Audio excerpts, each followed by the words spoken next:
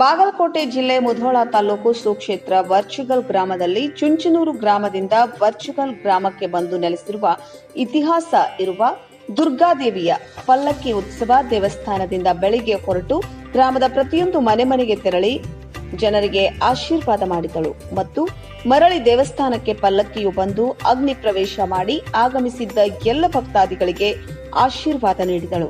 ಇದೇ ಸಂದರ್ಭದಲ್ಲಿ ಸಾಯಂಕಾಲ 6 ಗಂಟೆ ಸುಮಾರಿಗೆ ಅಬಕಾರಿ ಸಚಿವರು ಹಾಗೂ ಬಾಗಲಕೋಟೆ ಜಿಲ್ಲಾ ಉಸ್ತುವಾರಿ ಮಂತ್ರಿಗಳಾದ ಸನ್ಮಾನ್ಯ ಶ್ರೀ ಆರ್.ಬಿ. ತಿಮ್ಮಾಪೂರ್ ಅವರು ಆಗಮಿಸಿ ತಾಯಿಯ ಆಶೀರ್ವಾದ ಪಡೆದರು ಮತ್ತು ವರ್ಚುಗಲ್ ಗ್ರಾಮದ ಸುತ್ತಮುತ್ತಲಿನ ಭಕ್ತಾದಿಗಳು ಆಗಮಿಸಿ ದೇವಿಯ ಕೃಪೆಗೆ ಪಾತ್ರರಾದರು.